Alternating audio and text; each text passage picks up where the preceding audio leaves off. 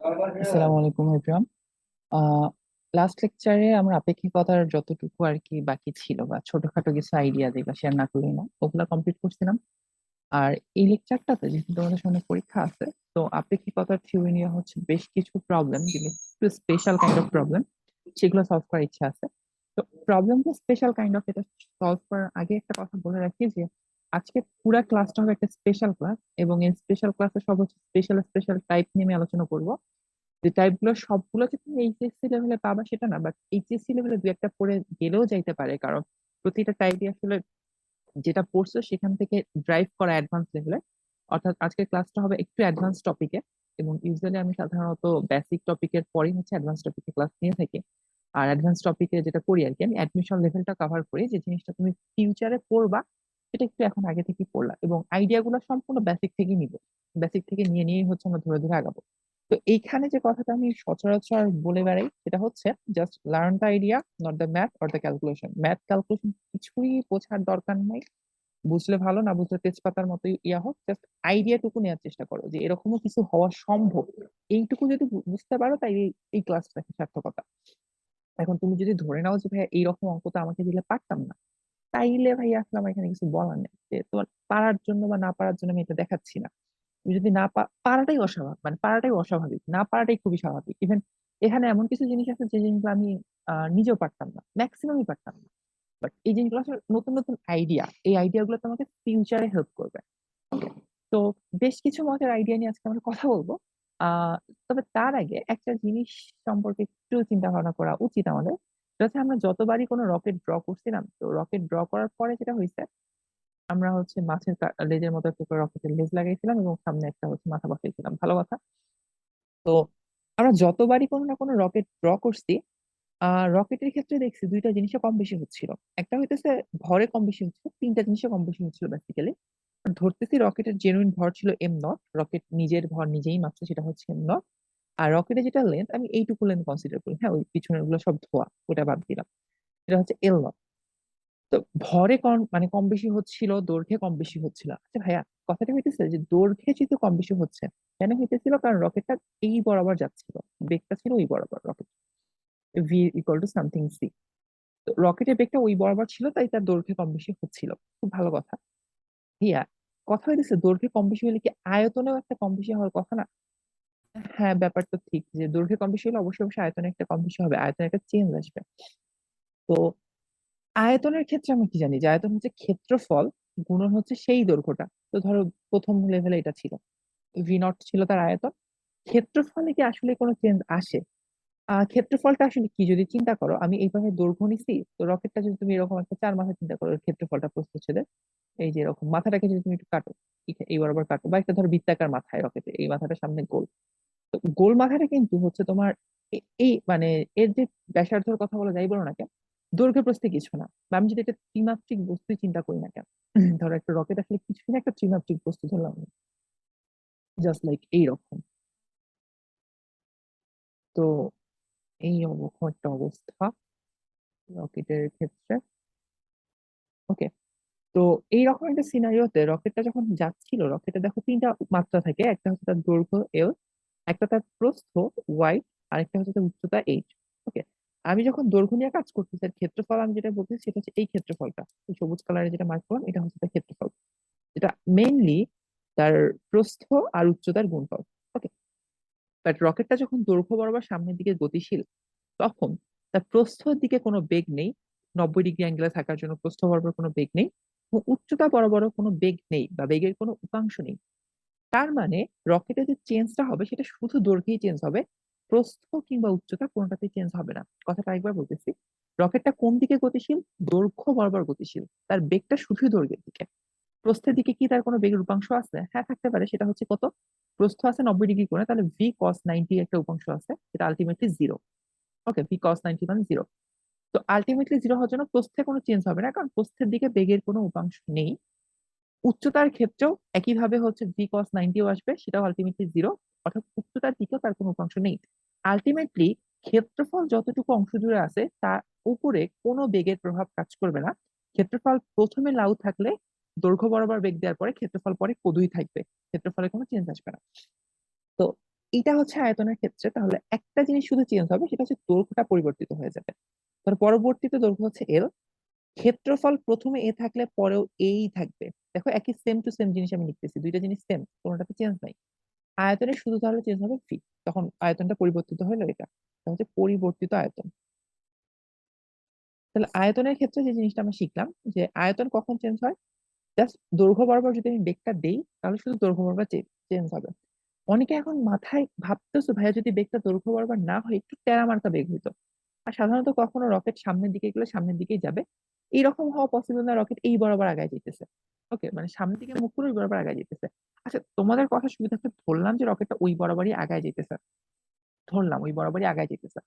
তখন আমরা কি করব? তো এই রিলেটেড একটা অঙ্ক আমরা একটু পরে দেখবো, যে যদি ওরকম হয় যে টেরা মার্কা একটা বেগ নিয়ে কাজ করতে হইতেছে কোন একটা কারণ, আর বলতেছি যে রকেট কখনোই টেরা মার্কার দিকে আগাবে না, বাট অন্য কিছু একটা, ধরো আমি এখানে একটা পতাকা লাগাই দিচ্ছি টেরা মার্কা অবস্থায়, এটা আমরা দেখবো। এরকম একটা অঙ্ক, ধরো আমি এরকম এই রকেটের উপর একটা ফ্ল্যাগ লাগাই দিচ্ছি, ধরো জাস্ট লাইক এরকম এরকম একটা ফ্ল্যাগ লাগাই দিচ্ছি, দৈর্ঘ্য এইটা লাঠির অলরেডি টেরা মার্কা আছে। অর্থাৎ এই লাঠির দিকে রকেট ধরো বেগ যাচ্ছে এইদিকে, তার দুইটা এখন উপাংশ কাজ করবে, একটা উপাংশ লাঠির উপর প্রভাব ফেলবে। সেই সকল কেসে কি হয় সেটা আমরা পরে দেখবো, বাট এটা আপাতত কনসিডারে রাখবো না। তো আমি যে জিনিসটা বকর বকর করতেছি সেটা হচ্ছে রকেটের ক্ষেত্রে আয়তনে একটা চেঞ্জ আসা পসিবল, এবং সেই চেঞ্জটা শুধু তার দৈর্ঘ্যের উপরে বেস করে আসবে, অন্য কোনো কিছুর উপর রকেটে এই চেঞ্জটা আসবে না। ওকে, তো এইটা হচ্ছে আমার দৈর্ঘ্য এল, এল নট, আর তার ভর হচ্ছে এম নট। এখন কথা হইতেছে ভাইয়া, আপনি ভরে চেঞ্জ আসবে এটা বলছেন, মানলাম। আপনি আয়তনে চেঞ্জ আসবে এটাও বলছেন, হ্যাঁ অবশ্যই বলছি। ভর আর আয়তনকে কনসিডার করা একটা টার্ম এক্সিস্ট করে, সেটা হচ্ছে ঘনত্ব। তার মানে কি ভাই ঘনত্বেও চেঞ্জ আসবে? উত্তর হচ্ছে হ্যাঁ, ঘনত্বেও চেঞ্জ আসবে। এবং এইটুকু কনসেপ্ট ইউজ করে বুয়েট 2019 সালে একটা প্রশ্ন দিছিল। মজার ব্যাপার হচ্ছে জাস্ট এইটুকু জিনিস আমার মাথায় আইডিয়া ছিল, এবং আমি প্রশ্নটা প্রথম দেখেই পারছিলাম। খুব খুশি খুশি লাগে যখন প্রশ্ন নতুন নতুন পারা যায়। তো এইটুকু কনসেপ্ট যতটুকু বলছে ততটুকু কনসেপ্ট উপর বেস করেই হচ্ছে এই প্রবলেমটা সলভ করা যায়। তো আমরা এই জিনিসটা এখন একটা প্রবলেম সলভ করবো, তবে তার আগে ওই প্রবলেমটাতে যাওয়ার আগে আমি থিওরি নিয়ে আলোচনা করব। এবং বুয়েটের প্রবলেমটার পাশাপাশি হচ্ছে আরেকটা প্রবলেম সলভ করবো। বুয়েটের প্রবলেমটা আমি কোথাও আপাতত খুঁজে পাচ্ছি না, আমার প্রশ্ন ব্যাংকটা 18 সাল অব্দি। 19 সালের প্রবলেমটা যেহেতু আমার পুরোটাই মাথায় আছে, জাস্ট আমি ডাটাটা চেঞ্জ করে হচ্ছে হালকা পাতলা ওই ক্যাটাগরি একটা প্রবলেম দিচ্ছি। তো থিওরিটা নিয়ে আগে প্রথমে একটু আলোচনা করা যাক। তো মোটামুটি বুঝতে পারছো যে চেঞ্জটা কেন হচ্ছে ঘনত্বে হবে। এবার আমি থিওরিতে চলে যাচ্ছি, যে আমরা চেঞ্জের ক্ষেত্রে আসলে কি দেখতে পারবো, মানে জিনিসটা কিভাবে কাজ করবে, ক্যাটাগরাইজটা কিভাবে হবে। তো আলটিমেটলি আমাদের থিওরি কাজ করার জন্য আমাদের যে জিনিসটা লাগে, আমাদের একটা পৃথিবী লাগে, এবং আমাদের হচ্ছে একটা রকেট লাগে, রকেট লাগে। আচ্ছা, আরেকটা কোশ্চেন, সেটা সেদিনকার লেকচারের পর অ্যারাইজ করছিল, মানে করাটাই স্বাভাবিক, যে ভাই আমি যখন রকেট থেকে পৃথিবীকে দেখি, পৃথিবী তো পৃথিবীর কাছে কেন হচ্ছে মানে সময়টা বাড়তেছে। কারণ রকেট থেকে পৃথিবীকে দেখলে মনে হবে পৃথিবী এই দিকে গতিশীল, ঠিক আছে। তাহলে হচ্ছে ভাইয়া আমি রকেটে বসে থেকে দাবি করলাম যে আমি স্থির, পৃথিবী গতিশীল, তখন তো হচ্ছে পৃথিবীতে সময়টা ছোট হওয়ার কথা। এটা একটু অ্যাডভান্স টপিকের কোশ্চেন, অ্যান্সারটা হইতেছে যে রকেটটা আসলে একই রেফারেন্স ফ্রেমে থাকে না, রকেটটা কন্টিনিউয়াসলি রেফারেন্স ফ্রেম চেঞ্জ করতে থাকে, এরকম একটা ব্যাপার আছে। এই অ্যাডভান্স লেভেলের জিনিসপাতিগুলো নিয়ে মাথা না ঘামানোই ভালো। বাট কথাটা হইতেছে যে রকেটটা আসলে একই রেফারেন্স ফ্রেমে থাকে না, রকেটটা আসলে ডিফারেন্ট ডিফারেন্ট রেফারেন্স ফ্রেমে থাকে। তো ওইখানে আসলে ব্যাপারটা একটু চেঞ্জ হয়ে যায়। আর কথাটা যেটা ছিল, আমরা ঘনত্ব নিয়ে কাজ করতেছিলাম, থিওরি অফ ঘনত্ব। আচ্ছা, তো ঘনত্বের জন্য প্রথমে চিন্তা করি, যখন প্রথমে একদম শুরুতে রকেট যখন তার নিজের ঘনত্ব নিজে মাপছে, তাহলে সেটা হচ্ছে রো নট। রো নটটা কি হবে, রকেটটা নিজের ভরটা ফার্স্ট নিজে মেপে বললো এম নট, এবং রকেটটার আয়তনটা মাপতে হচ্ছে ক্ষেত্রফল ধরো এ, ক্ষেত্রফলে কোনো চেঞ্জ হবে না, এবং রকেটের ওই দৈর্ঘ্যটা হচ্ছে এল নট, নিজের দৈর্ঘ্য নিজে মাপছে। এটা হচ্ছে রকেটের দৈর্ঘ্য। রকেট নিজের দৈর্ঘ্য নিজে মাপলে এল নট, রকেট নিজের ভর নিজে মাপলে এম নট। এটা তো একদম জেনুইনটা, ঠিক আছে, এখানে কোনো ভেজাল নাই। এখন পৃথিবীবাসী হচ্ছে ক্যাডানি করে ওরটা মাপতে গেছে, তাহলে শুধু রো। এখন ওর ভরটা কত মাপবে, শুধু এম মাপবে, এম নট মাপবে না। আগেই বলে রাখি, পৃথিবী যে ভরটা মাপবে সেটা অবশ্যই অবশ্যই বড় হবে। ওকে, আর সে যে ক্ষেত্রফল মাপবে, ক্ষেত্রফল এ থাকবে, কারণ ক্ষেত্রফল বরাবর কোনো বেগ নাই, ক্ষেত্রফল বরাবর কোনো বেগ না থাকার জন্য ক্ষেত্রফল সেম থাকবে। আর দৈর্ঘ্যটা কত হবে, এল। দৈর্ঘ্যটা কি ছোট হবে না বড় হবে? ছোট হবে। তাহলে এল নটটা থাকবে বড়, দৈর্ঘ্যটা হবে ছোট। তাহলে দেখো, এইটা হচ্ছে পৃথিবী থেকে মাপা সেই হচ্ছে তোমার কি বলে ঘনত্ব। ওকে, তাহলে এটা হচ্ছে আপেক্ষিক ঘনত্ব, এটা দিলাম। আচ্ছা, আপেক্ষিক ঘনত্ব বলে অন্য একটা টার্ম আছে ফিজিক্সে, সেটা উচ্চারণ করলে খারাপ হবে। ধরো পৃথিবী থেকে গতিশীল অবস্থার ঘনত্ব, গতিশীল অবস্থার ঘনত্ব। তোমরা যারা কিউরিয়াস তারা ভিডিওটা পজ করে এখানে হচ্ছে থিওরিটা প্রমাণটা করে ফেলো। প্রমাণটা আশা করি বুঝতে পারছো কি হতে যাচ্ছে। ঘনত্ব, তো এম একটা বড় টার্ম, আগেই বলতেছি এম একটা বড় টার্ম, তাহলে বড় টার্মকে আমরা রিপ্লেস করতে পারি ছোট term divided by root over 1 - B square by C square দিয়ে। ক্ষেত্রফলের জায়গায় ক্ষেত্রফল থাক। এল একটা কি টার্ম? ছোট টার্ম। ছোট টার্মকে আমরা রিপ্লেস করি কিভাবে? বড় টার্ম গুণন root over 1 - B square by C square, এইভাবে। আরেকবার বলি আমি কি করলাম এখানে। এম একটা কি টার্ম? বড় টার্ম, তাহলে বড় টার্ম কি হচ্ছে? ছোট টার্ম ডিভাইড বাই এত। আর এল হচ্ছে একটা বড় টার্ম, এই যে আমি এখানে লিখে রাখছি বড় সংখ্যা আর কি। বড় সংখ্যাটা কি হবে তাহলে? আহ সরি, দাঁড়াও, এল হচ্ছে ছোট সংখ্যা। এল হচ্ছে ছোট সংখ্যা, কারণ পৃথিবী থেকে যখন আমি দৈর্ঘ্যটা মাপতেছি তখন দৈর্ঘ্যটা ছোট। তো ছোট জিনিস হচ্ছে বড় সংখ্যা পূরণ ওই যে কিছু একটা। এই দুটাকে এখন যদি আমি কম্বাইন করি, আমার কাছে যে টার্মটা আসে একটু ভালো করে দেখো। আমি এম নট লিখলাম, এ লিখলাম, আর এখানে এল নট লিখলাম। আর অল্প একটু টার্ম থাকে, সেটা হচ্ছে 1 - B square by C square, এইটুকু। এখানে সবুজ কালারে আমি যতটুকু লেখা লিখছি খুব ভালো করে তাকায় দেখো, এটা হচ্ছে এই জিনিসটা, এই জিনিসটা। অর্থাৎ সেটা হচ্ছে ওই যে ঘনত্বটা, ও নিজের ঘনত্ব নিজে মাপলো, যেটা মাপতো আর কি। আমি এই জিনিসটাকে এভাবে লিখতে পারি, পৃথিবীবাসী ঘনত্ব মাপতেছে রো, আর ও ঘনত্ব মাপতেছে রো নট। এটার মধ্যে সম্পর্ক হচ্ছে rho naught divided by 1 - B square by C square. এইখানে কোনো রুট নাই, স্পেসিফিক্যালি মেনশন করি, রুট নাই। এইটা হচ্ছে আমার ফর্মুলা ঘনত্বের ক্ষেত্রে। তো ঘনত্বের ক্ষেত্রে ফর্মুলাটা এরপর কি বলবো আমি সেটা আশা করি বুঝতে পারছো। বইয়ের চিপা খুবই দামি একটা জিনিস, সেটাকে চিপার মধ্যে লিখে রাখো ঘনত্বের ক্ষেত্রে। তো এই ফর্মুলাটাতে কেন রুট নাই? কারণ এখানে একসাথে দুইটা টার্ম চেঞ্জ হচ্ছে, দুইটা টার্ম চেঞ্জ হচ্ছে, একটা ভর চেঞ্জ হচ্ছে, একটা দৈর্ঘ্য চেঞ্জ হচ্ছে, দুইটা রুটের ক্ষেত্রে। এবং যদি কাটাকাটি হইতো খুবই ভালো হতো, বাট কাটাকাটি হওয়ার চান্স নাই। তো এইখানে হচ্ছে ওই জিনিসটা এভাবে এক্সিস্ট করতেছে, প্রমাণ করে আমরা যেটা পাইলাম আর কি। তো বুয়েটের অঙ্কটার একদম হুবহু একটা অঙ্ক, আমি সেম ক্যাটাগরি একটা অঙ্ক এখন আমি দেখাবো, বাট আমি আর কোনো কিছু প্রমাণ করব না। আমি হুবহু এই জিনিসটা ইউজ করব। বাট তোমাদের জন্য বলি, তোমাদের পরীক্ষায় যদি অঙ্কটা আসে, প্লিজ এই দুইটা লাইন হচ্ছে লিখবা। আমি এইখানে যে দুইটা লাইন এখন মার্ক করে দিতেছি, এটা 1 নাম্বার লাইন, এটা লিখবা। আর এটা হচ্ছে 2 নাম্বার লাইন, এটা লিখবা। 1 ও 2 পরীক্ষায় লেখা মাস্ট, পরীক্ষায় লেখা মাস্ট, পরীক্ষায় লেখা মাস্ট। এটা কোনো বই থেকে প্রুভ করা ফর্মুলা না। তো তুমি যদি পরীক্ষায় এই ফর্মুলা ইউজ করো, তুমি মারা খাবা। তোমাকে ফর্মুলা প্রুফ করে যাইতে হবে, আর প্রুফটা আহামরি কঠিন কোনো প্রুফ না। আমি এখানে just দেখো 2 লাইনে একটা প্রুফ করছি।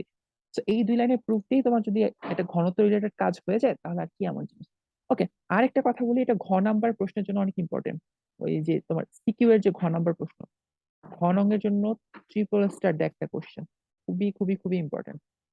ওকে, তো একটা অঙ্কে আমরা চলে যাই। অঙ্কটা ধরো রকেটের ক্ষেত্রে চিন্তা করি। আমরা প্রথমে আমাদের সেই বিখ্যাত চিত্রে চলে যাই। আমাদের একটা পৃথিবী থাকবে এবং আমাদের একটা রকেট থাকবে।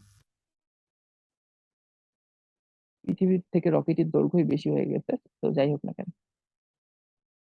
ওকে, তো পৃথিবী থেকে রকেটটা যে বেগে গতিশীল সেটা আমি ধরে নিলাম √3 / 2c। বুঝতেই পারছো আমি কি করছি? আমি সবকিছু অর্ধেক অর্ধেক চিন্তা করার চেষ্টা করছি, দেখি ঘনত্ব কত গুণ হয়। তো আমি কিচ্ছু বলি নাই, কিচ্ছু বলবো না, আমি শুধু একটা প্রশ্ন করব। আমি বলবো না দৈর্ঘ্য কত, আমি বলবো না প্রস্থ কত, আমি বলবো ঘনত্ব কত গুণ হবে। কার থেকে কোথায় ঘনত্ব কত গুণ হবে এটা আমি জানি না। মানে ঘনত্ব কমতেও পারে বাড়তেও পারে। তুমি একটু চিন্তা করো, এখানে এসে চিন্তা করো। আমরা জানি কি বড়র সাথে কিছু একটা গুণ হলে ছোট হয়। তাহলে এই সংখ্যাটা গুণ হচ্ছে কার সাথে? রো এর সাথে। মানে পৃথিবী থেকে তাহলে ঘনত্বটা কি মনে হবে? বড় মনে হবে, এটা মাথায় রাখতে পারো। পৃথিবী থেকে ঘনত্ব বড়, পৃথিবী থেকে ঘনত্ব বেশি মনে হবে। কারণ পৃথিবী থেকে ভর বেড়ে গেছে, দৈর্ঘ্য ছোট হয়েছে, আয়তন কমে গেছে, আবার ভর বেড়ে গেছে, সব ঘনত্ব কম হবে। পৃথিবী থেকে ঘন ঘনত্ব বেশি হবে, ঘনত্ব বেশি মনে হবে।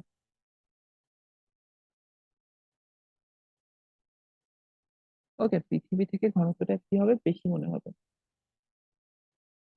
একটু থামো।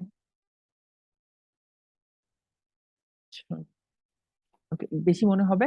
আরেকটা জিনিস মাথায় রাখো, সেখানে কোনো রুট থাকবে না। রুট নাই।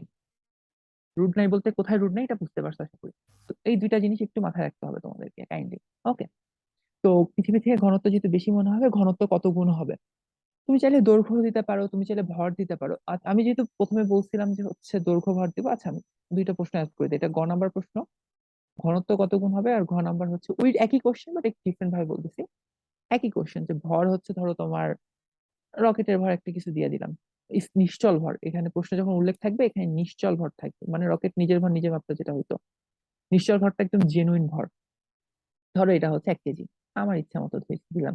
আর রকেটের নিশ্চল দৈর্ঘ্য ধরলাম 1 মিটার। ভাই 1 কেজি ভরের কোন রকেট আছে 1 মিটার দৈর্ঘ্যের? জীবনে অনেক। তো তারপরে হচ্ছে আমাকে বের করতে হবে যে হচ্ছে রকেটের ঘনত্ব কত হয়েছে, পরিবর্তিত ঘনত্ব কত। একই কোশ্চেন দুইটা বাট ডিফারেন্ট ভাবে দিলাম। প্রথম কোশ্চেনে আসি, গ নাম্বারটাতে ঘনত্ব কত গুণ হবে। তো বড় সংখ্যা এর সাথে গুণ হবে কত? √9 1 minus B square by C square into ছোট। ভাই দোহাই লাগে আল্লাহর, পরীক্ষা হলে এই বড় ছোটই লিখে আসিস না। জাস্ট এখানে বড় জায়গায় হচ্ছে, তুমি জানো ঘনত্ব এটা, ছোট জায়গায় হচ্ছে ঘনত্ব ⍴0। তবে অবশ্যই অবশ্যই পরীক্ষা হলে এই দুইটা লাইন লিখে আসা লাগবে। m0 ডিভাইড বাই al0, প্রথমে এটা। তারপরে লাইনে লিখতে হবে ρ equal to m divide by al। Then এখানে হচ্ছে এম এর ইয়াগুলো রিপ্লেস করে দিবা, দেন এখানে রিপ্লেসমেন্ট হয়ে যাবে। দেন তুমি তারপরে এই ফর্মুলাতে চলে যাও। তাহলে আমার রো এর ফর্মুলা আসবে এটা, ρ0 1 minus B square by C square is equal to. আর রো নটের ক্ষেত্রে যদি হচ্ছে তুমি ধরো, রো নটের মান আমি জানি না, তো আমি না জানা থেকেই কাজ করব। Divided by 1 minus B square by C square করলে √3/2, যেটা সেখান থেকে সি স্কোয়ার কাটা গেলে আসবে √3/2 এর স্কোয়ার শুধু। ওকে, এটা ক্যালকুলেশন করে দেখি কত আসে। 1 মাইনাস √3/2 এর স্কোয়ার 0.25। তাহলে rho naught divided by 0.25 equal to 4 of ρ0। দেখো পৃথিবী থেকে 4 গুণ হচ্ছে ঘনত্বটা, এবং এটা কিন্তু আমাদের এক্সপেক্টেড ছিল। কিভাবে 4 গুণ হইলো ভাইয়া? আপনার এখানে বেগটা যেটা আমি দিছি আর কি, সেটা থেকে বুঝতেই পারতেছো সবকিছু দ্বিগুণ দ্বিগুণ হবে, মানে অর্ধেক বা দ্বিগুণ হবে। তাহলে ভরটা কত গুণ হবে? পৃথিবী থেকে দ্বিগুণ হয়ে যাবে। ভরটা হবে পৃথিবী থেকে দ্বিগুণ, দৈর্ঘ্যটা হবে পৃথিবী থেকে অর্ধেক। তাহলে আমার ভর উপরে 2, দৈর্ঘ্য হচ্ছে নিচে অর্ধেক, আর আগের ঘনত্ব ρ0, এটা করলে দেখো 4 ρ0ই আসে। এটা এক্সপেক্টেড ছিল অ্যান্সার। আগে থেকে দেখে আমরা অ্যান্সার বলে দিতে পারতাম যে এর অ্যান্সারটা এরকম হবে। এরকম তোমাকে অনেকগুলা বেগ দিবে, যে বেগগুলো আসলে ঠিক ঠিক ভাবে তুমি যদি ইউটিলাইজ করতে পারো, তোমার কাছে অ্যান্সারটা অনেক ইজি হয়ে যাবে। ওকে। তো এইটুকুর দিকে তাকায় থাকো, মোটামুটি গেস করতে পারছো গ নম্বর প্রশ্নটা। আর ঘ নম্বর প্রশ্নের জন্য কিছুই না, তোমাকে দুইটা লাইন এক্সট্রা করে লেখা লাগতো। এইভাবে লেখা লাগতো, rho is equal to m divide by al শুধু।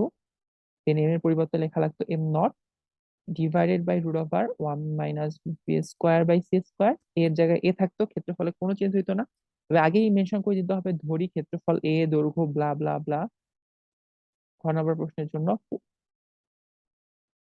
ওকে। আর হচ্ছে l0 √1 minus B square by C square. Then তোমার এরকম একটা লাইন এক্সিস্ট করতো, তারপরে হচ্ছে তোমার এখানে ওইটা থাকতো। দেখো লাউ আর কতই আসবে দিন শেষে আমি জানি। দেন হচ্ছে তোমার ক্ষেত্রফল যদি দেয়া থাকে দিল, না হইলে হচ্ছে তোমার ক্ষেত্রফলটা হয়তো বলে দেবে এই প্রশ্নের জন্য। ধরো ক্ষেত্রফল আমি আপাতত 1 মিটার স্কোয়ার দিয়ে দিলাম। ওকে, দিয়া বলবে ঘনত্ব কত। তো এখানে বুঝতেই পারছো যে তুমি এক দেখাতে অ্যান্সার করে দিতে পারো, বাট আমি ধরতেছি যে হচ্ছে আপাতত সবকিছু ঠিক আছে। 1 - √3/2 হোল স্কোয়ার, এরকম করে 4 আসবে ঘনত্ব, KG metre cube per metre cube. Okay. তো এইরকম অঙ্ক তোমার ঘুরে ফিরে অনেক ভাবেই দিতে পারে। যেভাবেই দেখ না কেন, আমি আশা করবো যে হচ্ছে অঙ্কটা তোমরা এরপর পারবা। আহামরি কিছু না, তবে এরপরে একই কনসেপ্ট আমি আরেকটা অঙ্ক দেখাবো, যেটা আসছিল হচ্ছে আমাদের উদ্ভাসের উইকলিতে। আমার কাছে ভাগ্য ভালো যে উইকলি প্রশ্নগুলো আছে। একই কনসেপ্ট, হুবহু একই কনসেপ্ট। উম একটু সময় দিতে হবে শুধু। কোথায় যে রাখলাম?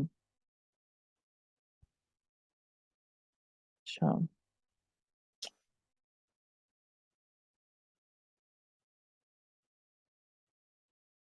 Screenshot, modern physics, then I হোমওয়ার্কে রাখছিলাম কিনা তোমাদের। Yes. সম্ভবত, আচ্ছা এইখানেই তো থাকার কথা। সম্ভবত এই অঙ্কটা দেখি, এটা কিনা পাইছি।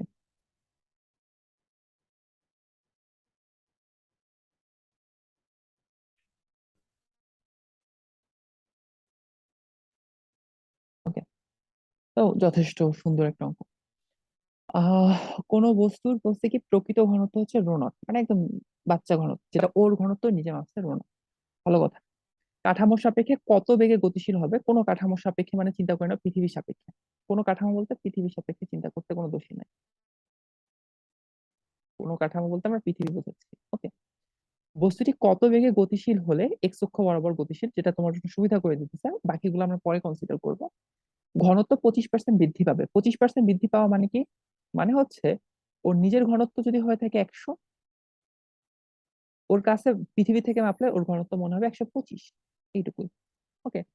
আর বাদ বাকিটা হচ্ছে কি বের করতে বলছে? কত বেগে, মানে ভি এর মানটা বের করতে বলছে। তো আমরা কি জানি? Rho equal to rho naught 1 - V square by C square. Okay. তো এইখান থেকে আমি যদি হচ্ছে ডাটাগুলো রিপ্লেস করে দেই, রো নট মান হবে 125 ইজ ইকুয়াল টু পুরো 100, এখানে থাকবে 1 - P square by C square. তারপরে যেটা আছে আর কি, এখান থেকে ক্যালকুলেশন করলে পাবা P square by C square মান কত আসে। 1 - 125 বাই 1 - 125 তারপর ওইখান থেকে ক্যালকুলেশন করে নাও বাদ বাকিটা। ওয়ান মাইনাস 125/125.2, দেন এটাকে রুট করবো এত সি। ভি এর মান আসবে হচ্ছে অলমোস্ট 0.4472 সি, এরকম একটা মান আসার কথা। সবকিছু ঠিক। এই মানটা ঠিক আচ্ছা, এখানে কি রুট আছে? আছে, রুট করে এত সি, ঠিক আছে, এটা হওয়ার কথা অ্যান্সার। 0.4472 সি। ওকে। তো অলমোস্ট এইটা হচ্ছে বেগ। এখানে সি এর মানটা তুমি চাইলে রিপ্লেস করে দিতে পারো। 0.4472 ইন্টু 3 × 10⁸ মিটার পার সেকেন্ড, দেন এটা ক্যালকুলেশন করে যেটা আসে সেটা অ্যান্সার। তো একই কনসেপ্টে আমরা পরপর দুইটা ম্যাথ দেখে ফেললাম, এবং এই কনসেপ্টটা খুবই ইম্পর্টেন্ট, বিশেষত ঘ নাম্বার প্রশ্নগুলোর জন্য ইম্পর্টেন্ট একটা কনসেপ্ট। এটা ঘনত্ব রিলেটেড, সো ব্যাপারটা খারাপ না মোটেও। এখন তোমাদের মাথায় যে ঘুরঘুর করতেছে প্রশ্নটা, সেটা হচ্ছে ভাইয়া, যদি এক্স অক্ষ বরাবর গতিশীল না হইতো, যদি এমন হইতো যে সেটা একটু টেরা বেঁকা বা গতিশীল ওই টাইপ একটা অবস্থা, তখন কি হইতো? তখন অবস্থাটা হতো যে আমাকে উপাংশে ভাগ করে নেওয়া লাগতো, বাট একটু স্পেশাল ক্যাটাগরি আছে, এটা সবকিছু আমি ক্লিয়ার করে দেবো। তো আমি পরের একটা চ্যাপ্টার একটা অঙ্ক দেখি, অঙ্কটা দেখলেই মোটামুটি ক্লিয়ার হয়ে যাবে জিনিস আমি কি বলতে চাচ্ছি।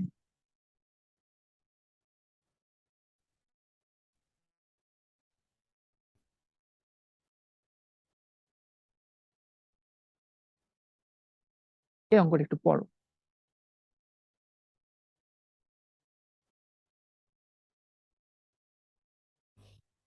তুমি একটু পড়ো, ততক্ষণ আমি অঙ্কের আর্টটা করে ফেলি।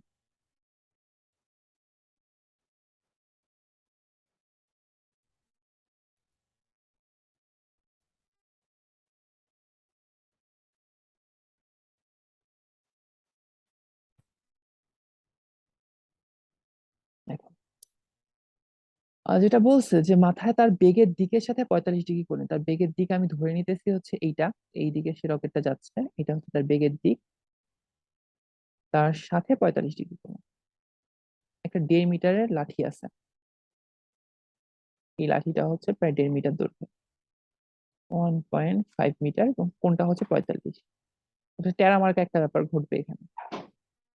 এখন ভূমির পর্যবেক্ষক মানে পৃথিবী থেকে তুমি দেখতেছো, ধরো লাঠিটার দৈর্ঘ্য কতটুকু দেখবে এবং হচ্ছে কেমন দেখবে। এখন চিন্তা করো লাঠিটার ক্ষেত্রে আসলে হইতেছেটা কি এখানে। লাঠিটা মুভ করে আছে এইদিকে, ওকে, এবং রকেটটা যাইতেছে হচ্ছে এই দিকে, এই বেগে।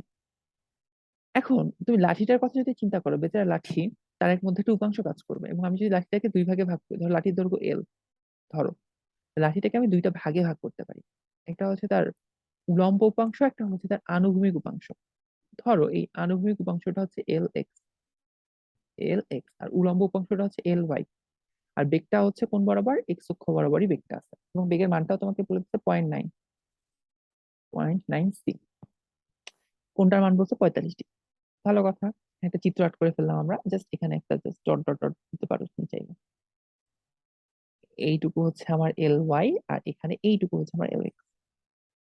কথা হইতেছে? রকেটে চেঞ্জ আসবে কোনটাতে, এল ওয়াই এ কি আসলে কোনো চেঞ্জ আসবে উপাংশে? আচ্ছা, উপাংশগুলোর মানটাও তো আমাদের বের করা উচিত। এটা তো খুবই সিম্পল। যেহেতু 45 ডিগ্রি, তো বুঝতেই পারতেছে এল এর হচ্ছে কস 45 নাও আর সাইন 45 নাও, একই জিনিস। sin 45, এটার মান আসে হচ্ছে তোমার এল ডিভাইডেড বাই √2, 1/√2। তাহলে হচ্ছে এখানে এল এক্স এর মানও নিতে পারো, এল কস 45 একই জিনিস। এটা আসবে এল ডিভাইড বাই √2, সেম সেম এক কালার। তো এল ডিভাইড বাই √2 না ইউজ করলেও চলে। আমরা বাদ বাকি ব্যাপারগুলো নিয়ে একটু ভাবি। যেহেতু তার বেগটা শুধু আছে এক্স অক্ষ বরাবর, তাহলে তার এক্স অক্ষ বরাবর যে দৈর্ঘ্যের উপাংশ সেটাতে চেঞ্জ আসবে। ওয়াই অক্ষ বরাবর কোনো বেগ নাই, তা আমি বলতে পারি ওয়াই অক্ষ বরাবর যে বেগের উপাংশ সেটা হচ্ছে 0। তাহলে ওয়াই অক্ষ বরাবর দৈর্ঘ্যের কোনো চেঞ্জ আসবে না। তাহলে পরিবর্তিত যদি আমি চিন্তা করি, পরিবর্তিত দৈর্ঘ্য, পরিবর্তিত বানানো শিখো নাই তুমি, যাই হোক না কেন, আরে পরিবর্তিত, পরিবর্তিত, যাই হোক না কেন, পরিবর্তিত দৈর্ঘ্য। আচ্ছা, এখন এক্স অক্ষ বরাবর দৈর্ঘ্য হচ্ছে L X, okay. But L X prime ধরি আমি, পরিবর্তিত। তাহলে এল এক্স প্রাইম দৈর্ঘ্য কি হয়ে যাবে, যদি এক্স অক্ষ বরাবর বেগ আছে তাহলে দৈর্ঘ্যটা ছোট হবে, ছোট জিনিস। তাহলে বড় দৈর্ঘ্য তার সাথে গুণ হবে √1 - P square by C square. বড় দৈর্ঘ্যের মান তুমি জানো এখান থেকে, গিভেন। এখান থেকে এখন মানটা তুমি বের করে এখানে বসে এই কত আসে। এল এক্স এর মান হচ্ছে তোমার, এল এর মান দেওয়া আছে, এল এর মান হচ্ছে তোমার 1.5। সো 1.5 ইন্টু কস 45 ইন্টু √1 - 0.9 এর স্কোয়ার। এটা আসে হচ্ছে 0.463 মিটার। আর এল ওয়াই প্রাইম, এটা আসলে চেঞ্জ হবে না, এটা এল ওয়াই এর মানটাই থাকবে। এটা হচ্ছে এল সাইন 45 যাই আসুক না কেন, এটা মান তুমি এখন লিখে ফেলতে পারো। 1.5 ইন্টু সাইন 45, এটা মান হচ্ছে 1.06 এত মিটার। কথা হইতেছে তোমার কাছে কি চাইছে, দৈর্ঘ্য কত। লাঠিটা যখন সংকুচিত হবে লাঠির অবস্থা কি দাঁড়াবে দেখো। আগে অবস্থা ছিল হচ্ছে এরকম, আমি আগের অবস্থাটাও দেখে তাহলে কম্পেয়ার করে বোঝা যাবে। এই দিকে লাঠি ধর মুখ করে আছে, তাহলে হচ্ছে আমার অবস্থা হচ্ছে এরকমই, যে হচ্ছে লাঠির দৈর্ঘ্য এই বরাবর, আর প্রস্থ হচ্ছে নীল কালারটা, আমি এই নীল কালারই একটা অঙ্ক করে ফেলি। এটা আগের অবস্থা। এখন বর্তমান অবস্থায় যেটা হবে, দৈর্ঘ্যটা সংকুচিত হয়ে যাবে এই রকম। ধরো দৈর্ঘ্য সংকুচিত হয়ে এই অবস্থা হলো, কিন্তু প্রস্থ কি হবে, প্রস্থ কি সংকুচিত হবে? না, প্রস্থ সেম থাকবে। প্রস্থ দৈর্ঘ্য বরাবর ঠিক থাকবে। লাঠি আবার কোন দিকে মুখ করে থাকবে, এই দিকে মুখ করে থাকবে। তাহলে কোনটা বাড়বে না কমবে দেখো। আগে কোন ছিল থেটা, এইটুকু, পরে কোন হচ্ছে থেটা প্রাইম, একটু হলেও বাড়ছে, থেটা প্রাইমটা একটু হলেও বাড়ছে। তাহলে কোনটা এবার বাড়বে? আশা করি বুঝাইতে পারছি, প্রশ্ন কিন্তু ওটাই চাইছে যে কোন দিকে, দিক মানে কোন, কত ডিগ্রি, এই যে ভেক্টর রাশি, দিক চাইছে আর মান চাইছে। আমি এখন যদি দৈর্ঘ্যের কথা চিন্তা করি, দৈর্ঘ্য কত হয়েছে পিথাগোরাস দিয়ে বের করতে পারবা, কারণ এইটুকু হচ্ছে এল এক্স প্রাইম, আর এইটুকু হচ্ছে এল ওয়াই প্রাইম, যে জিনিস এল ওয়াই একই জিনিস। তো এখন যদি দৈর্ঘ্য চিন্তা করেন, এল এর প্রাইমের মান কত, তাহলে আমি লিখবো L prime equal to √, L X prime plus L Y is equal to what, যেটা আসবে সেটা। আমার কাছে সবকিছুর মান আছে, আমি জাস্ট মানগুলো বসাই দেবো। 0.4623 স্কোয়ার, দেন রুট করবো 1. আমি যদি ভুল টাইপ কোনো কিছু না করে থাকি আর কি, 1.157 মিটার। এত, এটা কি, এটা হইতেছে ওই যে লাঠিটা, আমি পৃথিবী থেকে যতটুকু তার দৈর্ঘ্য দেখবো সেটা। দৈর্ঘ্যটা এমন হলো কেন, কারণ এখানে বেগটা দুই দিকে ভাগ হবে, একটা দৈর্ঘ্য বরাবর, একটা হচ্ছে প্রস্থ বরাবর, দুইটা উপাংশে ভাগ হচ্ছে। দুইটা উপাংশে ভাগ হওয়ার পরে আমরা যেহেতু কনসিডার করতেছি যে প্রস্থ বরাবর কোনো বেগ নাই, সো প্রস্থ বরাবর কোনো চেঞ্জ আমরা কনসিডার করবো না।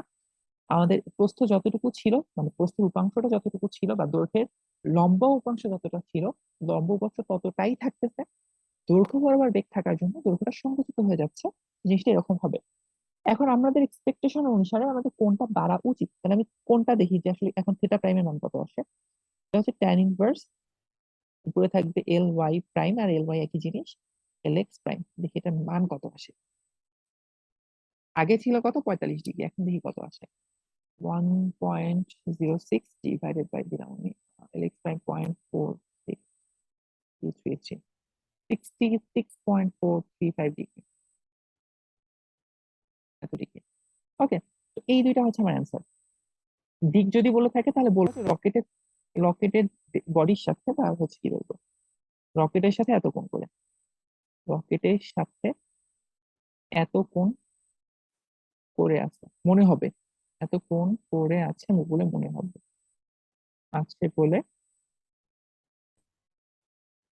মনে হবে, আর দৈর্ঘ্য এতটুকু মনে হবে। ওকে, তো আমি আশা করি সেন্সটা ক্লিয়ার করতে পারছি। যদি হচ্ছে ডিফারেন্ট লেভেলের কোনো কাহিনী কীর্তন হয় তখন আমাদের ব্যাপারটা এইভাবে কাজ করবে। আহ আচ্ছা, এখানে আর আহামরি কোনো কিছু বলার নাই, সেন্সটুকু এতটুকু, এবং খুবই সুন্দর একটা সেন্স কনসেপ্টটা। আমার খুবই ভালো লাগে এই টাইপের অঙ্কগুলো করতে, এবং বেশ মজা আছে আর কি অঙ্কগুলো করাইতেও করতেও। এইরকম কি অঙ্ক ভাই আরো আছে?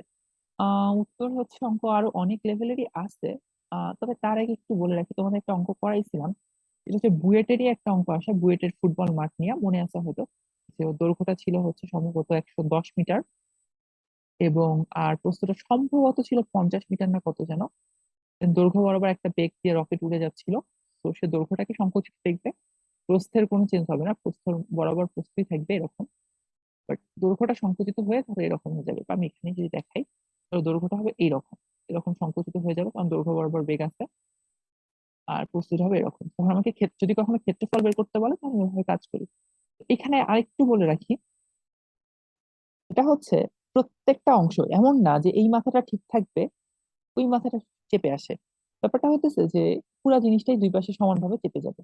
ধরো ব্যাপারটা এরকম, যদি আমি চিন্তা করি, দৈর্ঘ্যটা এই বরাবর ছিল, এই বরাবর ধরো হচ্ছে 100 মিটার, 100 মিটার একটা দৈর্ঘ্য ছিল, আর আমি বললাম যে দৈর্ঘ্যটা 80 মিটার হবে, মানে 80 মিটার মনে হবে। তো 80 মিটার ব্যাপারটা হবে এরকম, যে ঠিক ঠিক মাঝ বরাবর 80 মিটার হচ্ছে, মানে এমন না যে হচ্ছে আমি এখান থেকে শুরু করলাম 80 মিটার এই অব্দি গেলাম, এরকম না। এইটুকু হচ্ছে 10 মিটার দেখাচ্ছি আমি এখানে, এইটুকু 10 মিটার চেপে গেছে, এখান থেকে এইটুকু 10 মিটার চেপে গেছে, তাহলে এইটুকু থাকতেছে 80 মিটার, দৈর্ঘ্যটা 80 মিটার হবে। তো এরকম 80 মিটার হবে না যেখানে হচ্ছে এই যে 20 মিটার এই পাশে চেপে আছে, এই জিনিসটা কনসিডার করবো না আমরা। এটা কেন বলতেছি, মানে এই কনসেপ্টটা নিয়ে খুব, মানে আমার যে খুব বেশি ক্লিয়ার একটা সেন্স আছে এটা না, কেন এরকম হচ্ছে বা না হচ্ছে, বাট এটা নিয়ে একটা অঙ্ক আমাদেরকে করানো হয়েছিল উদ্ভাসে, আমরা যখন উদ্ভাসী স্টুডেন্ট ছিলাম। তো এই যখন আমরা ওই রকম অঙ্ক করছিলাম, মানে ওইখানে এই সেন্সটা একটু কাজে লাগছিল। আমি জানি না যে জিনিসটা কেন এভাবে কাজ করে, বাট ওটা দিয়ে আমাদের একটা অঙ্ক করা হয়েছিল একটু অ্যাডভান্স লেভেলে, ওইটা আমি দেখানোর ইচ্ছা আছে কি পরে। দ্যাটস ওয়াই আমি জিনিসটা হালকা কাজ করলাম, যে ব্যাপারটা এইভাবে কাজ করতে পারে। এটা নিয়ে কেউ রাজনীতি করবে না প্লিজ, আমি নিজে খুব বেশি এটা এখানে রাজনীতি দেখে দেওয়ার পারবো না আপনাকে। কারণ এই কনসেপ্টটা একটু হায়ার লেভেলের কনসেপ্ট, আর উদ্ভাস উইকলিতে হচ্ছে খুব পছন্দ করে হায়ার লেভেলের কনসেপ্ট ধরে নিয়ে আসতে। তোমাদের লালমনিরহাটে উদ্ভাসে একটা ব্রাঞ্চ খোলার কথা, বাট আই ডোন্ট নো কবে খুলবে। খুললে ইনশাল্লাহ আমি প্রথম ক্লাস থেকে নিয়ে আসবো। ওকে, একটা রকেট দিছে 100/100, কর্ণ বরাবর হচ্ছে 0.6 দিকে উড়ে যাচ্ছে, আর আমাকে ক্ষেত্রফল কতটুকু মাপবে। তো এইখানে ব্যাপারটা হচ্ছে কর্ণ বরাবর। ওকে, এইখানে ব্যাপারটা হচ্ছে কর্ণ বরাবর। ধরো এটা হচ্ছে একটা রকেট, রকেটের সরি রকেটটা, সরি কেন বলছি, একটা বর্গাকার মাঠ যেটা 100 মিটার বাই 100 মিটার দৈর্ঘ্য। তো আমি ধরতেছি এর মান হচ্ছে 100, তাহলে দৈর্ঘ্য বরাবর 100, প্রস্থ বরাবর 100, এই হচ্ছে তার একটা কর্ণ। আরেকটা কর্ণ আমি নীল কালারে অঙ্কন করি, একটা কারণ আছে। দুইটা কর্ণ, কর্ণের মান আমরা জানি এটা হচ্ছে √2a। কর্ণটাকে যদি আমি ধরো কি বলবো ডি ধরি, ডি হইলে সেটার মান হচ্ছে √2a। আরে বাবা রে, এমন করলে হবে নাকি? ওকে, √2a। আর কথা হইতেছে যে আমি যখন হচ্ছে কর্ণ বরাবর উড়ে যাচ্ছি, এই যে ক্ষেত্রফল কত মাপবে এটা হচ্ছে প্রশ্ন। তো ব্যাপারটা কি রকম দাঁড়ায় আর কি, যেহেতু কর্ণ বরাবর যাচ্ছি এবং কোন দিকে যাচ্ছি আমি ধরি এই কর্ণ বরাবর আমি উড়ে যাইতেছি রকেটটাতে, তো আমার কাছে দুই দিক থেকেই ক্ষেত্র দৈর্ঘ্যটা চেপে আসবে মনে হবে, মানে আমার মনে হবে আমি এই দিক থেকেও দৈর্ঘ্যটাকে একটু চাপাই ফেলছি, ওই দিক থেকে দৈর্ঘ্যটাকে একটু চাপাই ফেলছি, তাহলে এইখানে হচ্ছে দৈর্ঘ্যটা অবস্থান হচ্ছে। ওই যে একটু আগে যে কনসেপ্টটা ইউজ করলাম দৈর্ঘ্যের ক্ষেত্রে, আমার কাছে মনে হবে দৈর্ঘ্যটা এরকম। মানে ব্যাপারটা হচ্ছে এরকম যে আমি যদি এক কাজ করি, আমি একটা কপি করি, এরকম কিছু না, কিভাবে কপি করি আমি জানি না এখানে। আচ্ছা, এটাকে ডুপ্লিকেট করে নিই। ডুপ্লিকেটটা এখানে থাক, এখানে একটা ডুপ্লিকেট আমি রাখছি। ডুপ্লিকেটটা থাক, এখানে না, ডুপ্লিকেটটা একটু পরে করি। তো কথা হইতেছে যে জিনিসটা চেপে আসবে, চেপে আসার পরে খুব ভালো হতো যদি দৈর্ঘ্যটা ইয়া করতে পারতাম। আচ্ছা আচ্ছা আচ্ছা, দৈর্ঘ্যটা এখানে চেপে নিয়ে আসতে পারছি। ওকে, দৈর্ঘ্যটা কপি হয়েছে। ওকে, সো দৈর্ঘ্যটা, কর্ণের একটা কর্ণর দৈর্ঘ্য বরাবর চেঞ্জ হবে না, কারণ এখানে 90 ডিগ্রি কোণে আছে। তুমি জানো যে বর্গক্ষেত্র হোক রম্বস হোক 90 ডিগ্রি কোণেই থাকে। মজার ব্যাপারটা এখানে হচ্ছে যে যখন এই দৈর্ঘ্য বরাবর এই যে এই কর্ণটা, এখানে ধরো এটা এ বি কর্ণ নাম দিলাম, বা A B C D, AC কর্ণটা যখন চেপে আসবে, তার সাথে বিডি যে কর্ণটা আছে সেটা অবশ্যই অবশ্যই দৈর্ঘ্য একটু বড় হবে, কারণ ওইদিকে কোনো উপাংশ নাই বেগের। তারা অবশ্যই অবশ্যই 90 ডিগ্রি কোণ করেই থাকবে। তুমি আমাকে বলো তো, সামন্তরিকের কর্ণগুলো কি 90 ডিগ্রি কোণ করে থাকে? একটা যদি সামন্তরিক অঙ্কন করো, সামন্তরিকের কর্ণগুলো কি 90 ডিগ্রি কোণ করে থাকে? তো হচ্ছে না, কোণগুলো কখনো সূক্ষ্মকোণ কখনো স্থূলকোণ হচ্ছে। বাট আমার এখানে এমন একটা কিছু তৈরি হবে যার কোণগুলো 90 ডিগ্রি করে থাকবে, তার মানে সেটা সামান্তরিক না। সামান্তরিক না, তাহলে আর কি হইতে পারে? অবশ্যই অবশ্যই সেটা রম্বস। রম্বসের কোণগুলাই কেবল 90 ডিগ্রি কোণ করে থাকে। এই যে রম্বস পড়ছো না, মুখস্থ করছো না, যে রম্বসের কর্ণদ্বয় পরস্পরকে সমকোণে সমদ্বিখণ্ডিত করে। ব্যাপারটা হবে এরকম, যে যখন আমি দৈর্ঘ্য বরাবর যাচ্ছি, ধরো আমার বেগটা এই বরাবর, তখন এই রাস্তাটা আমার কাছে সংকুচিত মনে হবে। এই মনে হবে এই রাস্তাটা আমার কাছে সংকুচিত হয়ে গেছে, রাস্তাটা আমার কাছে যেন সংকুচিত হয়ে গেছে, এটা আমার কাছে মনে হবে। আর এই বরাবর যে কর্ণটা, ওটা তো আমার সাথে 90 ডিগ্রি কোণ করে আছে, মানে ওর দিকে আমার কোনো বেগ নাই, তাহলে ও সংকুচিত হবেও না, ও প্রসারিত হবে না, ও যেমন আছে তেমনই থাকবে। আমার রাস্তাটা হবে এইরকম, এইরকম মনে হবে। তাহলে ওই বিন্দুগুলো আমার কাছে এরকম লাগতেছে, যে আমার এই বিন্দুটা এখন এখানে, সি বিন্দুটা এখানে, অবশ্যই অবশ্যই দৈর্ঘ্যটা সংকুচিত হয়ে গেছে। এখন যদি আমি কানেক্ট করি, এখন যদি আমি কানেক্ট করি, যদি 90 ডিগ্রি আমি ঠিকঠাক ভাবে আট করে থাকতে পারি, তাহলে এটা রম্বস হবে। আমার যদিও চিত্র অঙ্কনের ব্যর্থতার জন্য মনে হচ্ছে না এটা কোনো রম্বস, বাট এটা একটা এক্সাক্ট রম্বস হবে। এখান থেকে এই জিনিসটা আমাদেরকে ওইভাবে সেন্স করানো হয়েছিল যে মনে করবা দুই দিক থেকে দৈর্ঘ্য কমে যাচ্ছে, তাহলে জিনিসটা সহজ হয়। বাট লিস্ট এইটুকু প্রমাণ বুঝতে পারছো, যদি আমি ওই সেন্সটা নাও নেই, মানে আমি এখানে যে সেন্সটুকু দেখাইলাম যে দুই দিক থেকেই কমে যাচ্ছে কেন ভাইয়া, এটা যদি তুমি নাও কনসিডার করো, কনসিডার নাও করো, বাদ দিলাম, ঠিক আছে, তাহলে এখানে ওই সেন্সটা প্রমাণ করা যায় যে জিনিসটা রম্বস হবে। তা আমি যদি এই দুইটা জিনিস করে যোগ করে দেই, কারণ আমি মাঠটাকে কি দেখবো এখন, মাঠটাকে আমি এইটুকু দেখবো, আমি যতটুকু মার্ক করতেছি, মাঠটাকে আমি এতটুকু দেখবো, তাহলে আমার কাছে মনে হবে যেন দুই দিক থেকে আমার জিনিসটা কমে আসছে। এইটুকু হচ্ছে আমার মাঠটা, যতটুকু দেখবো এখন ততটুকুর ক্ষেত্রফলটা আমাকে বলতে হবে। আমি আশা করতেছি আমি সেন্সটুকু ক্লিয়ার করতে পারছি, আশা করতেছি এই এই যে এইটুকু জিনিস পারলে আসলে সেন্সটা ক্লিয়ার হয়ে যায়। তো এখন আমার কর্ণের ক্ষেত্রে, রম্বসের ক্ষেত্রে ক্ষেত্রফল বের করতে করার নিয়মটা জানো, যে হচ্ছে কর্ণদ্বয়ের গুণফলের অর্ধেক। কর্ণের গুণফলের অর্ধেক হচ্ছে তার ক্ষেত্রফল রম্বসের ক্ষেত্রে। ক্ষেত্রফল, ওকে। তো কর্ণ প্রথমের ক্ষেত্রে প্রথম অবস্থায় এখানে প্রথমে এই বড় কর্ণটা, তার মান ছিল হচ্ছে √2a, এটা প্রথম অবস্থায়। সো আমার যে বড় কর্ণ, এই যে এই নীল কালারটা, এটা যেহেতু 90 ডিগ্রি কোণে আছে, সো ওই দিকে কোনো উপাংশ কাজ করবে না, এটার মানও থাকবে √2a। এবার আসি সেকেন্ড কর্ণটা, এটা দৈর্ঘ্য ক্ষেত্রে কিন্তু চেঞ্জ আসবে, এটাতে চেঞ্জ আসবে, দৈর্ঘ্য কি হবে, সংকুচিত হবে। তাহলে সংকুচিত যে কর্ণ সেটা ধরলাম আমি D prime is equal to, আর এটা হচ্ছে ডি ধরে নিতেছি, দৈর্ঘ্য একই থাকে, √2a ইন্টু √1 মাইনাস কত হবে, B square by C square, এখানে 0.6 এর স্কোয়ার করে দিলেই হবে। ওকে, তো তুমি, আমি জাস্ট একটু মানগুলো এইভাবেই রাখবো, √2 এই হিসাবেই রাখবো, আমি চেঞ্জ করবো না। এটা চেঞ্জ না করার পিছনে অনেক বড় একটা কারণ আছে আমার। মানটা আসে 0.8 এখানে, ইন্টু ইন্টু 0.8, ঠিক আছে। এখন আমি যদি হচ্ছে ক্ষেত্রফলটা বের করি, এখন যদি আমি ক্ষেত্রফলটা বের করি, তাহলে ক্ষেত্রফল, পরিবর্তিত ক্ষেত্রফল যেটা A prime is equal to half into কর্ণদ্বয়ের গুণফল, একটা কর্ণ বড় কর্ণ ডি, একটা কর্ণ হচ্ছে ডি প্রাইম, হাফের জায়গায় হাফ থাকলো, ডি এর মান কত, ডি এর মান হচ্ছে √2a, √2a রাখলাম, ডি প্রাইমের মান কত, √2a ইন্টু 0.8, 0.8, 0.8টা কই থেকে আসছে, যে √1 - b² বাই c² থেকে আসছে। তো আমি যদি হচ্ছে এখানে এই জিনিসটাকে স্কোয়ার করে দিই, তাহলে আমি দেখো √2 এর স্কোয়ার পাচ্ছি, ইন্টু হাফ ইন্টু 0.8, এটা √2 এর স্কোয়ার করলে যেটা পাবো 2 into A square into half into 0.8, half half কেটে যাবে, তাহলে পড়ে থাকে হচ্ছে এ স্কোয়ার ইন্টু 0.8, এটা হচ্ছে তোমার এ প্রাইমের মান। এ স্কোয়ারটা কিন্তু এই বর্গটার ক্ষেত্রফল, মনে করে দেখো একটু, বর্গটা ছিল যখন তখন তার দৈর্ঘ্য ছিল এ, প্রস্থ ছিল এ। তাহলে এই ক্ষেত্রে আমি লিখতে পারি ক্ষেত্রফলটা হচ্ছে এই থাকতেছে, তার সাথে গুণ হচ্ছে √1 - B square by C square. এটা কখন পসিবল? যখন কর্ণ দিয়ে, কর্ণের দিকে গতিশীল থাকলে, বর্গক্ষেত্রে বর্গের কর্ণের দিকে গতিশীল হলে এই ফর্মুলা সে মানতেছে। সো বইয়ের চিপায় লেখার মতো আরেকটা জিনিস খুঁজে পাইছো, এটাকে কেন ছাড়বা? এটাকেও লিখে রাখো, বইয়ের চিপায় লেখার মতো দামি একটা জিনিস। তো যদি কর্ণ বরাবর গতিশীল হয় তখন আমাদের এই ক্ষেত্রফলটা মানে। তো আমি জিনিসটা একটা সামারি করি, সামারি করলে আর একটু ব্রিফ বোঝা যাবে, এইটুকু যদি বুঝতে না পারো আমার সমস্যা নেই কোনো। সামারিটা হইতেছে যে এখানে দুইটা কর্ণ কনসিডার করব আমরা, দুইটা কর্ণ কনসিডার করবো, দৈর্ঘ্য বরাবর কনসিডার করলে একটু ঝামেলা আছে, বিশ্বাস না হলে আমি নিজে করে মারা খাইছিলাম, তুমিও খাইতে পারো। মারা খাওয়া খুবই ভালো একটা জিনিস, জীবনে মারা খাওয়া লাগে, মারা না খাইলে কেউ ভালো হয় না, আমিও ভালো না। তো যাই হোক না কেন, যে এই বরাবর হচ্ছে কর্ণটা, আর একটা কর্ণ এই বরাবর দৈর্ঘ্যটা সংকুচিত হয়ে যাবে, এবং যেহেতু 90 ডিগ্রি কোণ করে থাকবে, তো আলটিমেটলি এখানে ক্ষেত্রফলটা মনে হবে যেন একটা রম্বস। রম্বসের ক্ষেত্রফলের জন্য কর্ণদ্বয়ের গুণফলের অর্ধেক নিতে হয়।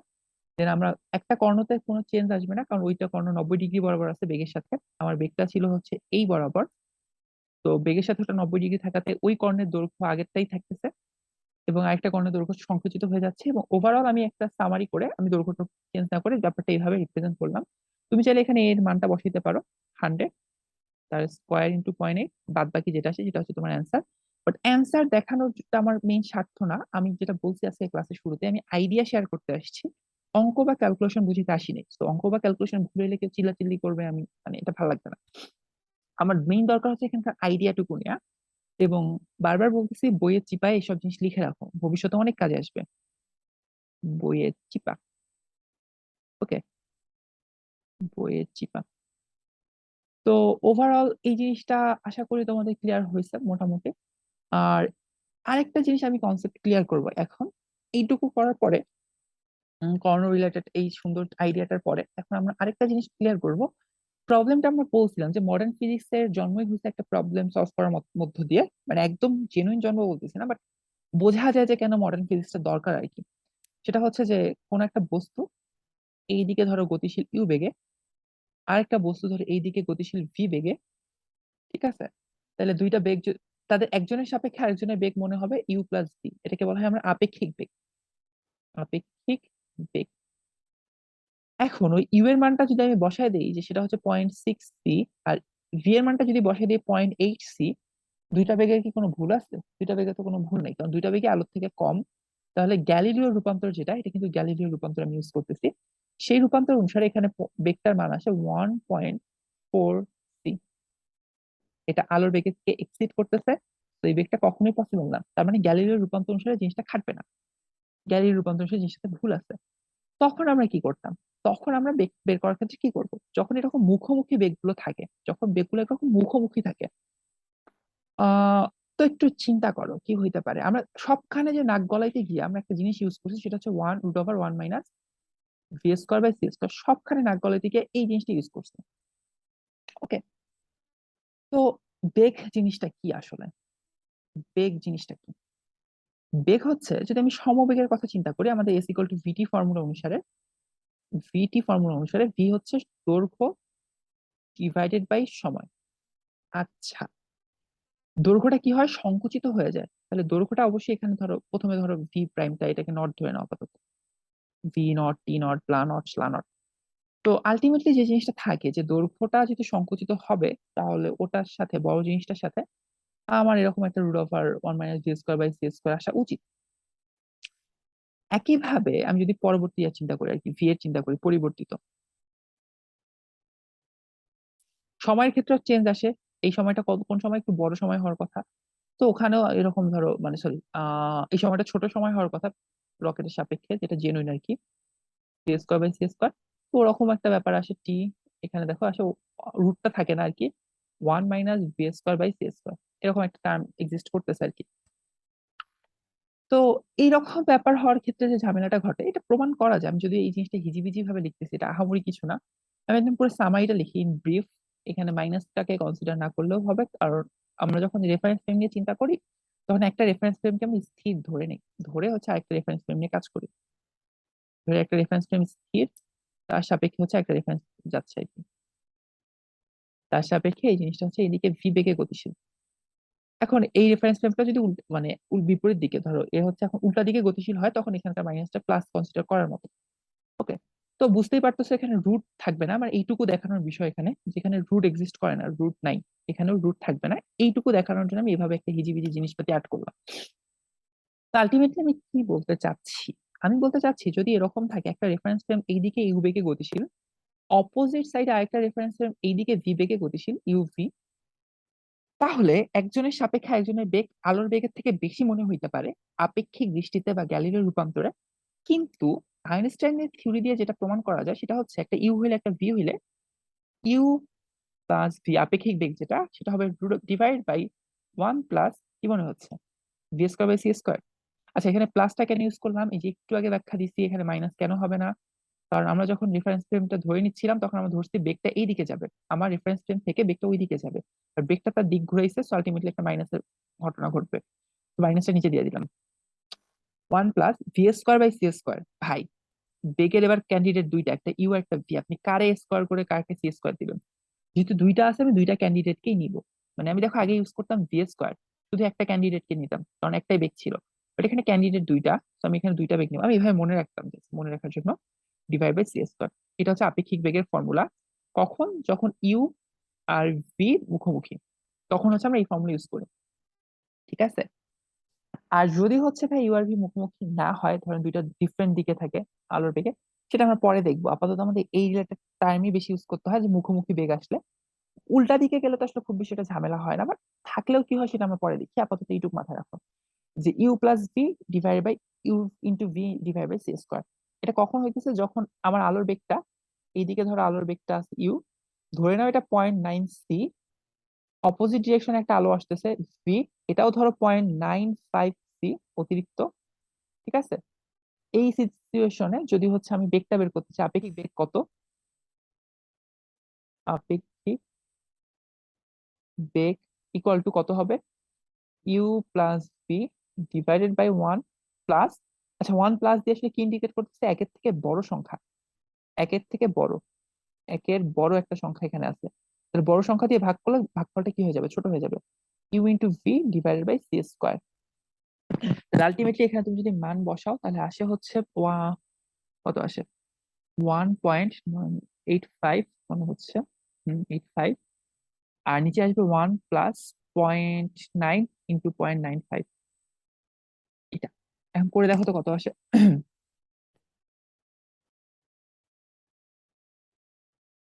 0.997, দেখো আলোর বেগ কে আর কাটায় না, 997 সি, এখানে একটা সি থাকতো, 997 সি, যেটা আলোর বেগের থেকে ছোট, সো জিনিসটা এক্সপেক্টেড। সরি। তো আলোর বেগের থেকে ছোট জিনিসের জন্য জিনিসটা খাটে আর কি। ওকে, তো বইয়ের চিপায় লেখার মতো এটা হচ্ছে 3 নাম্বার জিনিস আজকের লেকচার থেকে। এটা 3 নাম্বার জিনিস, প্রথম জিনিসটা হচ্ছে ঘনত্ব জিনিসটা বইয়ের চিপায় লিখবা, তারপর হচ্ছে ক্ষেত্রফল, তবে এটা মনে রাখবা কর্ণ বরাবর, বর্গে কর্ণ বরাবর গতিশীল হলে কর্ণ আর প্লাস বর্গ, এই দুইটা জিনিস কনসিডার করে ধরবো। আরেকটা হচ্ছে এই যে U plus V divide by 1 plus U V divide by c²। এটা থেকে বুয়েটে একটা প্রশ্ন আসছিল, সম্ভবত বুয়েট 10 সালের দিকে একটা প্রশ্ন আসছিল। ওই কোশ্চেনটা আমি একটু ফটোকপি করে রাখছি, আপাতত ফটোকপিটা সেভ করে রাখছি। সেটা হচ্ছে তোমাদেরকে এখানে দেখাই দিই, যেহেতু এইরকম এক প্রবলেম এক্সিস্ট করে, তো দেখতে সমস্যা কোথায়, তাই না? ইনসার্ট পিকচার, সম্ভবত এইটা,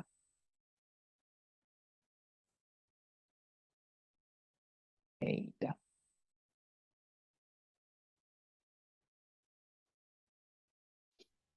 ওকে, তাকায় দেখো এখানে, দুটা বিটা কণা আছে, একটা অপরের দিক বিপরীত দিকে, বিপরীত দিকে বলছে, তাহলে একটা গতিশীল যদি হয় এইদিকে আর একটা গতিশীল হবে এইদিকে, দুটা বিপরীত দিকে। কত বেগে গতিশীল হবে? 0.8 সি বেগে। তাহলে এটা ধরো ইউ, এটা হচ্ছে 0.8 সি, আর এটা হচ্ছে ভি, এটা হচ্ছে 0.8 সি গতিশীল হচ্ছে। তাদের আপেক্ষিক গতিবেগ কত মনে হবে? কত মনে হবে?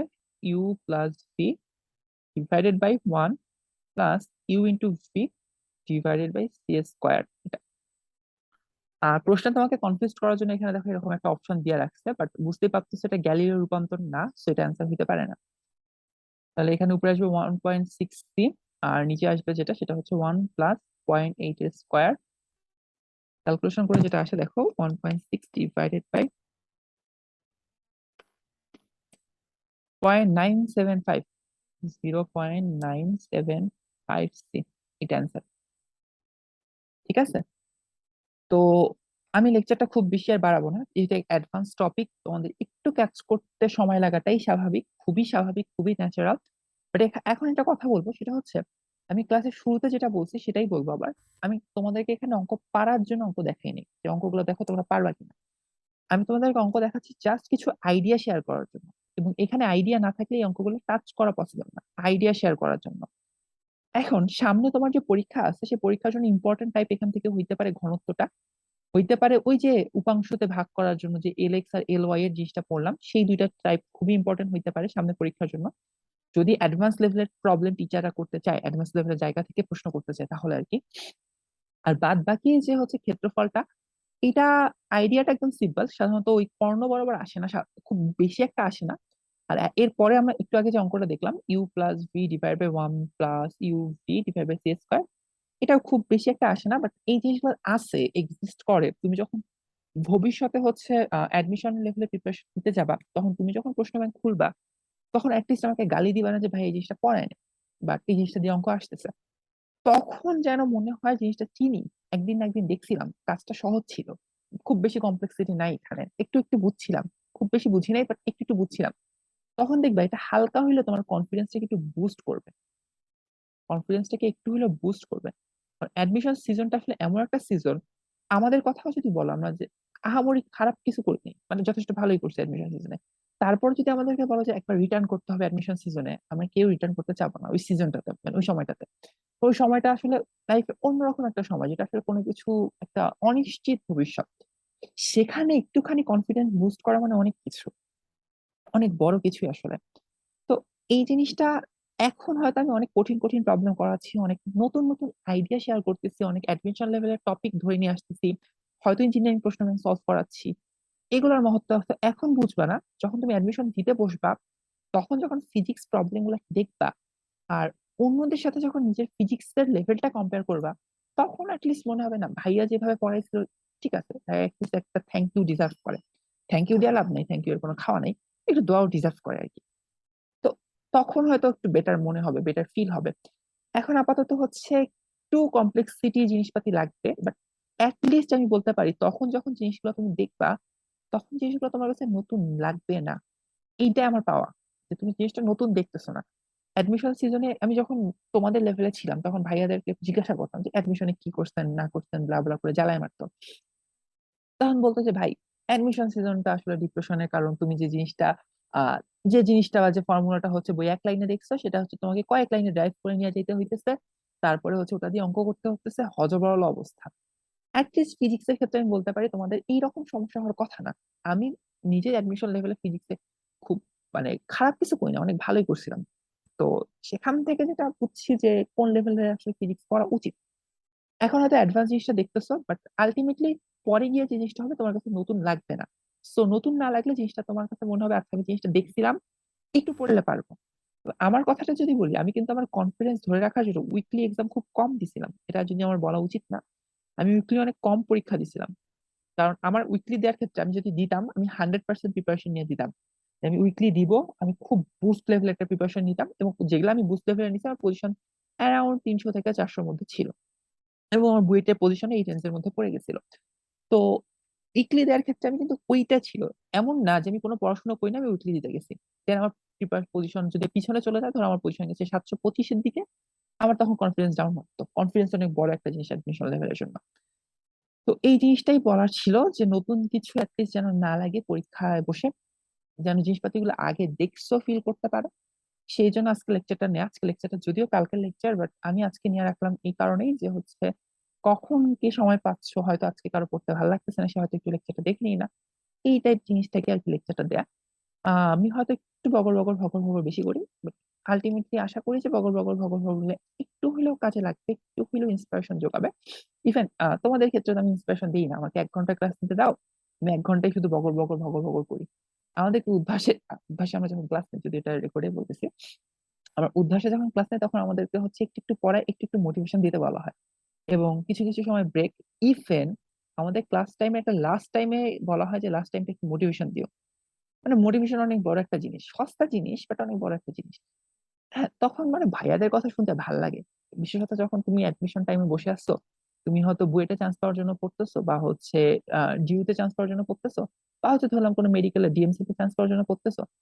তখন হচ্ছে তোমার সামনে বোর্ডে যে ভাইয়াটা ক্লাস নিবে, তোমার আসলে ড্রিম থাকবে যে হচ্ছে ওই ভাইয়াটা কিভাবে পড়ছিল।